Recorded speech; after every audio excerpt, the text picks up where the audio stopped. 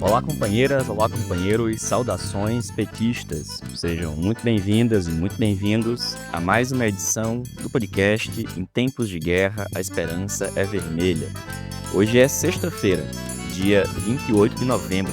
Eu sou o Patrick e toco a conversa junto com vocês. No episódio de hoje, falamos sobre o início do Congresso da Tendência Petista, a articulação de esquerda, que vai de hoje até o domingo. Falamos também da edição de dezembro do jornal Página 13, disponível no nosso site. E comentamos a conjuntura e as disputas dos setoriais do Partido dos Trabalhadores.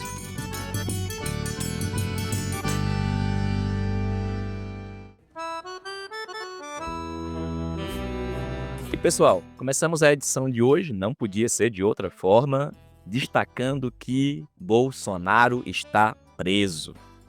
Pois é, no sábado passado, como nós acompanhamos, ele tentou destruir com ferro de solda o seu equipamento de monitoramento eletrônico, a tornozeleira, que era o que fazia o seu monitoramento na prisão domiciliar.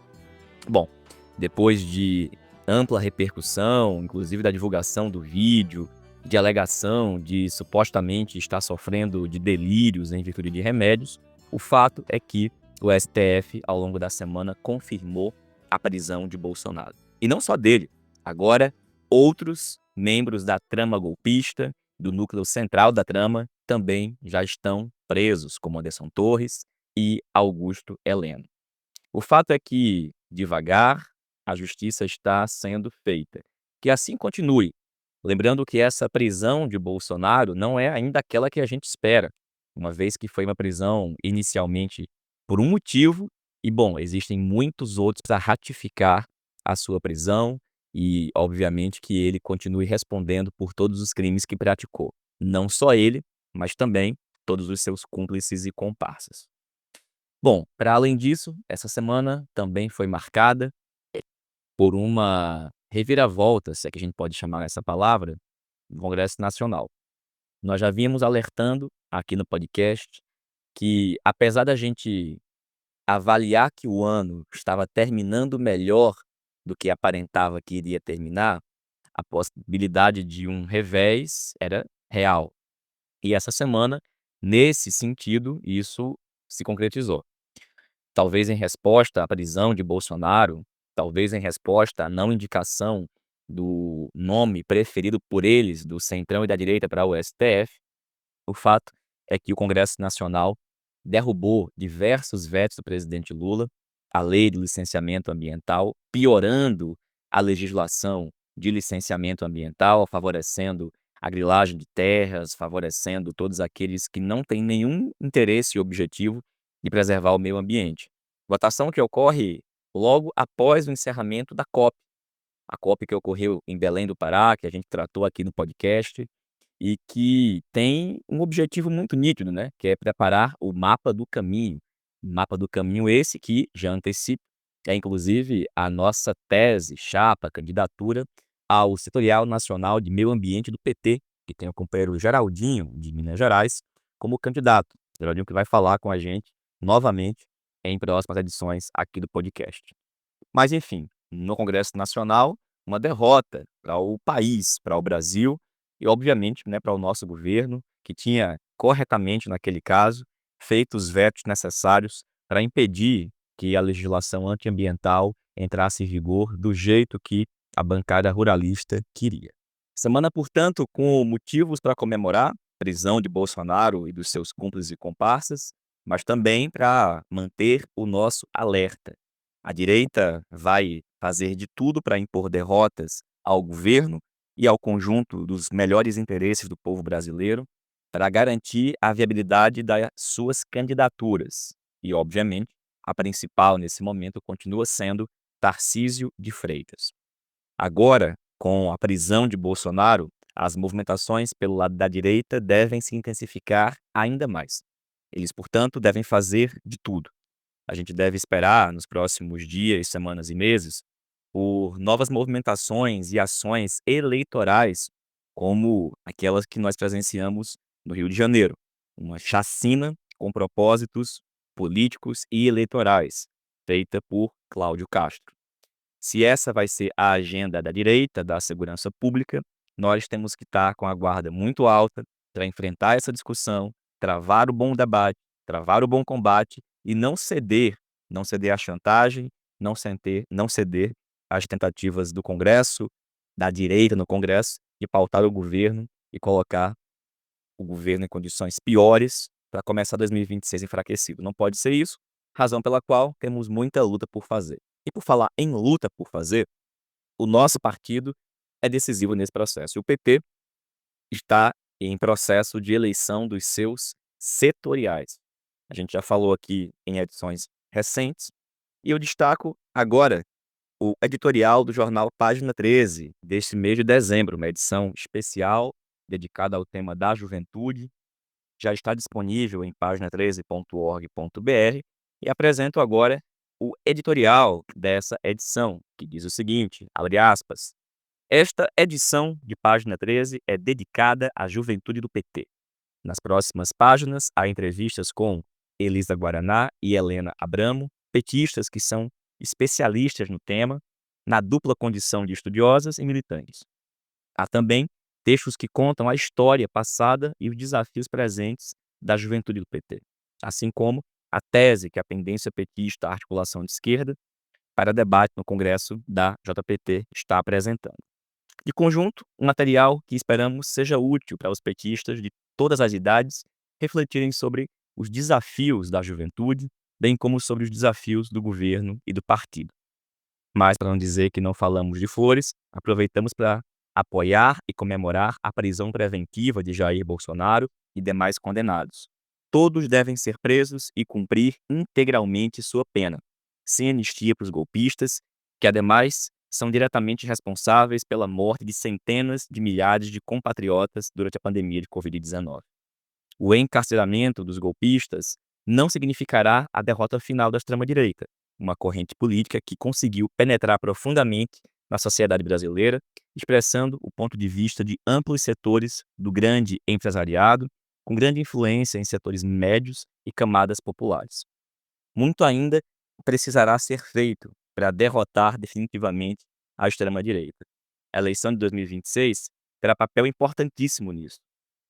Ainda não se sabe qual rumo tomará o clã Bolsonaro nas eleições presidenciais de 2026. Se tentarem preservar seu capital eleitoral, lançando uma candidatura presidencial própria, então, no primeiro turno, a direita e a extrema-direita estarão divididas em duas ou mais candidaturas presidenciais. Esta divisão, que à primeira vista as prejudicaria, ajudaria a levar a disputa presidencial para o segundo turno, inclusive porque a existência de uma candidatura diretamente vinculada ao clã contribuiria para o esforço que as demais candidaturas de direita farão de tentar se desvincular dos crimes cometidos pelo bolsonarismo. Confirmado este cenário, paradoxalmente, a prisão de Bolsonaro pode contribuir para o desempenho eleitoral das direitas. Mesmo assim, a persistir o cenário atual, o mais provável segue sendo a reeleição de Lula no segundo turno das eleições de 2026. Entretanto, nada está definido e o cenário, como demonstram as pesquisas, segue muito difícil. De imediato, há 4 fatores que podem alterar negativamente a situação: a taxa de juros, a disputa em torno da segurança pública, o comportamento dos presidentes da Câmara e do Senado, bem como a ingerência do governo Trump. A esse respeito, recomendamos a leitura do documento de conjuntura aprovado pela Direção Nacional da Tendência Petista Articulação de Esquerda no dia 23 de novembro, disponível em pagina13.org.br. Além de reeleger Lula, aumentar o tamanho de nossas bancadas parlamentares, manter e ampliar o número de estados governados pela esquerda, nossa campanha de 2026 deve ter como um de seus objetivos construir uma maioria popular em favor das reformas estruturais necessárias a que o Brasil tenha efetiva soberania alimentar, energética, produtiva, digital, comunicacional, ambiental e militar.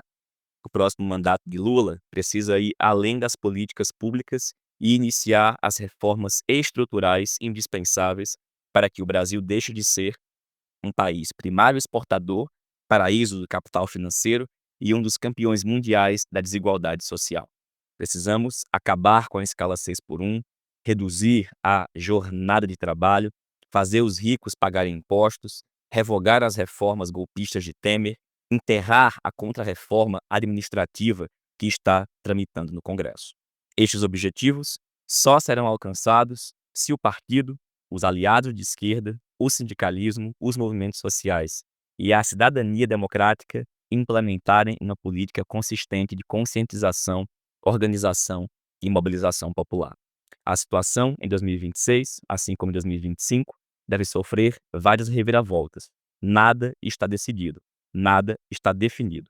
Podemos vencer, vamos vencer, mas a condição é de que lutemos muito e que lutemos certo.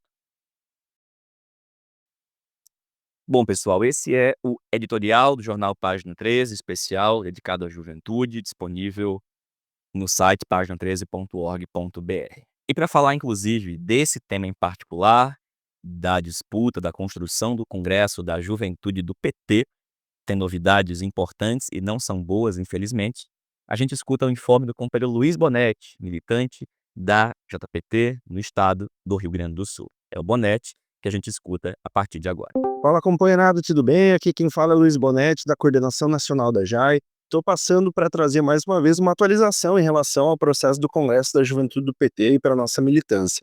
A gente já vinha dando alguns informes e agora chega também para atualizar nessa reta final do processo. No dia 8 de novembro, a gente encerrou as etapas municipais e se iniciaram as etapas estaduais, que vão até dia 6 e 7 de dezembro.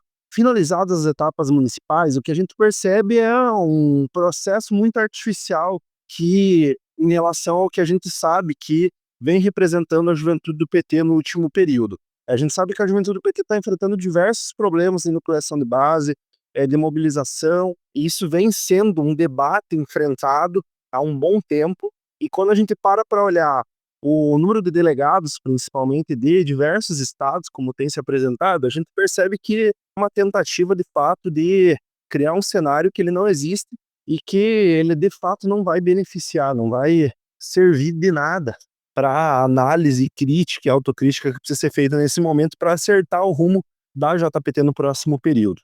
Junto a isso, a gente acompanhou inúmeros casos de violência política que ultrapassaram, inclusive, esfera, agressão verbal, violência física acontecendo em alguns processos, o que nem de longe deve representar o que precisa ser a juventude do PT, É fundamental que a gente veja a juventude do PT enquanto uma instância que precisa construir e apresentar uma nova cultura política para o PT. Não simplesmente reproduzir diversos vícios que já estão contaminando o partido e que estão chegando também e se apresentando dentro do RJPT. Então, esse é um fator importante para nós e demarca a posição que a gente está apresentando para esse congresso. Uns congressos estaduais já têm rolado, nesse final de semana vão acontecer várias etapas que a gente vem acompanhando, lançando candidatura. Já elegemos a nossa companheira Rebeca, secretária estadual da Juventude do PT no Mato Grosso do Sul. Estamos também com a nossa companheira Carídia no Rio Grande do Norte. E aqui no Rio Grande do Sul, com o companheiro Matheus, que está representando a nossa tenência enquanto candidato. Inclusive aqui no Rio Grande do Sul, o Congresso da JPT acontece já nesse final de semana. E além de vários outros estados, assim como Piauí, que estão se mobilizando para realizar suas etapas agora ao longo do dia 29 e 30. A diretriz política que a gente tem apresentado é muito nesse sentido, de um processo que reverbere num debate político, que se aprofunde na análise do que a JPT precisa enfrentar nos próximos anos.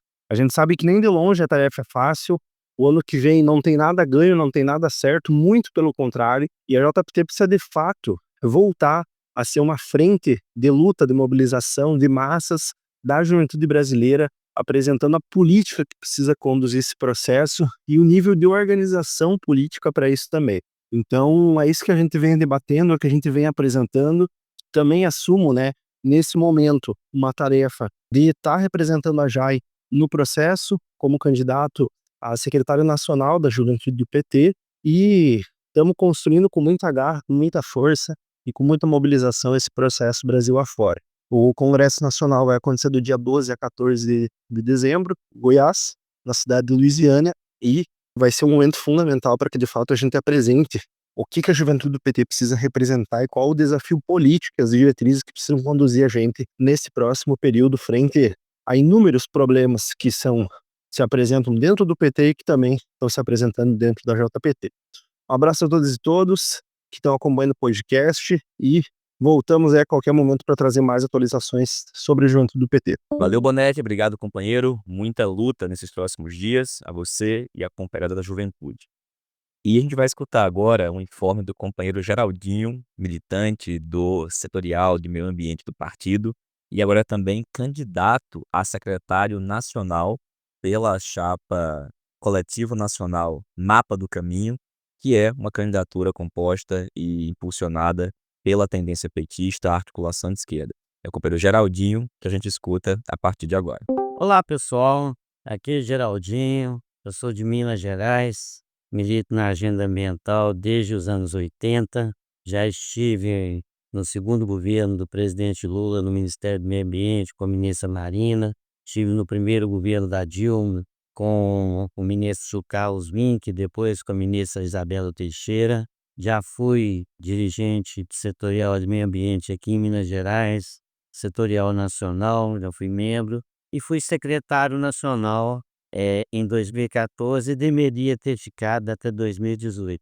Mas por uma imposição da direção do partido, acabou que eu não consegui assumir a substituição do Júlio Barbosa do Acre, e então decidi passar essa minha nomeação para o companheiro Junê Viana, que assumiu então, e aí a direção do partido permitiu que ele assumisse a Secretaria Nacional do Meio Ambiente do PT.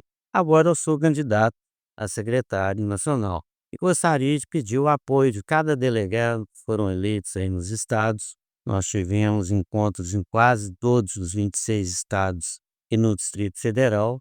Temos uma delegação de mais de 1.000 delegados e eu tenho certeza que com esse conjunto de estados que fizeram os seus encontros, com a emergência climática batendo a porta, com a agenda ambiental pulsando em todo o país, eu tenho certeza que nós poderíamos fazer uma Secretaria Nacional do Meio Ambiente com a força e a responsabilidade que esse partido tem de tratar desse assunto.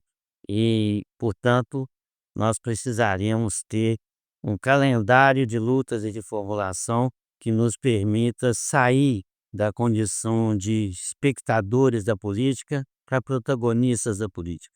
O PT não pode mais continuar passeando nos fóruns de meio ambiente. Ele precisa ter um protagonismo e ser agente de mudanças necessárias para que nós possamos enfrentar as mudanças climáticas e os ataques aos nossos biomas que nós sofremos no dia a dia.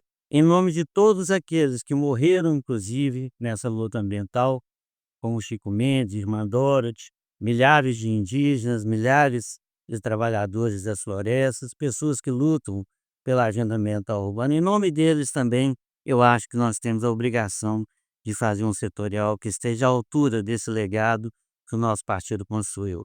Vamos à luta, amanhã é dia de eleição, vamos garantir que a nova secretaria possa estar à altura desses desafios. Um grande abraço. Valeu, Geraldinho. Obrigado, companheiro. Força na mobilização também.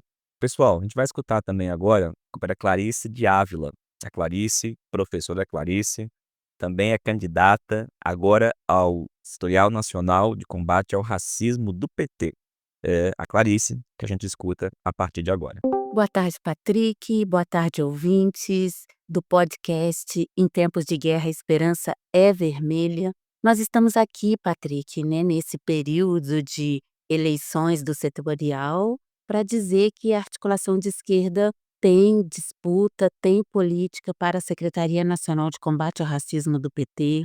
E por conta disso, nós inscrevemos uma chapa potente, onde a cabeça de chapa é essa que vos fala, a professora Clarice, porque nós entendemos, né, que a partir do nosso diagnóstico, e nós colocamos esse termo na nossa tese, né, o antirracismo para tempos de guerra, que nós vivemos num momento histórico, onde a conciliação clássica se esgotou. A extrema-direita global e nacional elegeu o racismo e o ódio às minorias como seus motores políticos. Então, diante disso, Patrick, o PT não pode se dar ao luxo de ser apenas um gestor burocrático da crise ou um salvador externo aos movimentos sociais. Nós entendemos que o partido precisa passar por uma profunda reforma interna. Precisamos recuperar o PT como um instrumento afiado a serviço da auto-organização da classe trabalhadora negra e indígena. E a nossa candidatura, ouvintes, ela vem nessa perspectiva.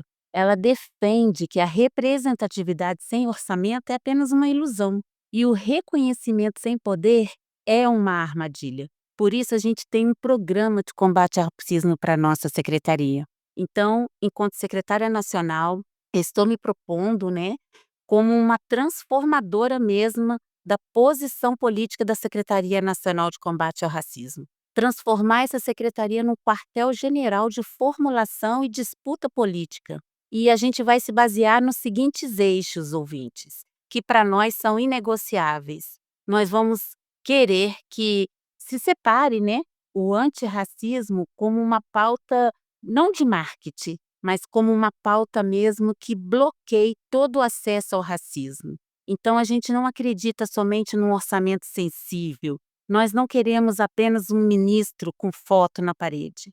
Nós queremos incidência real no Ministério da Fazenda, no Ministério do Planejamento. Nós não aceitamos mais ser figurantes. Nós queremos negros e negras disputando de fato a macroeconomia, a estratégia do partido. Então nós queremos ser a caneta que decide. Não queremos apenas ficar como figurante cumprindo cota. Se o poder é bom, o povo preto quer o poder. E nós queremos também romper com a conciliação. Nossas vidas não são moeda de troca. E nós entendemos que não há governabilidade possível sustentada sobre o massacre do nosso povo. Então, enfrentaremos qualquer tentativa de conciliação que exija silenciar as nossas pautas raciais e territoriais em nome de alianças pragmáticas. Nós queremos ser a barreira contra o marco temporal, contra o genocídio da juventude negra. Não queremos discursos de pesar, de coitadinhos, contra a violência dos nossos jovens pretos. Nós queremos a desmilitarização da polícia, que impede nós queremos impedir essa polícia de atirar no nosso povo preto. E para isso precisamos de políticas que vêm do Partido dos Trabalhadores e das Trabalhadoras. Nós queremos assumir o compromisso de reconhecer que a vanguarda da transformação social do país tem rosto, tem endereço. É a mulher negra que mora na periferia, é o cacique que defende a floresta, é a juventude que sobrevive a esse extermínio. A luta pela terra e pelo território é a fronteira final contra o capital predatório. O PT deve ser o guardião dessa fronteira. Então nós temos um chamado. E o nosso manifesto, Patrick e ouvintes, é um chamado. Aliás, ele é mais do que um chamado. Ele é um pacto selado com a memória de Zumbi, com a memória de Dandara, com a memória de Sepete Araju, de Marielle Franco e de cada militante anônimo que tombou nessa guerra de racismo, dessa guerra racial secular e nós queremos ser contra uma herança que a escravidão deixou. Nós conhecemos o inimigo e nós não temos medo de dar nome a esse inimigo. A nossa candidatura é um aviso. Nós não recuaremos, nós não negociaremos nossos mortos, nós ocuparemos o poder, porque como nos ensina a história e a luta, se o poder é bom, nós pretos queremos o poder. É isso, Patrick. Um grande abraço e até a próxima. Valeu, Clarice. Obrigado, companheira. Tamo junto. E, pessoal, essa foi mais uma edição do podcast Em Tempos de Guerra, a Esperança é Vermelha.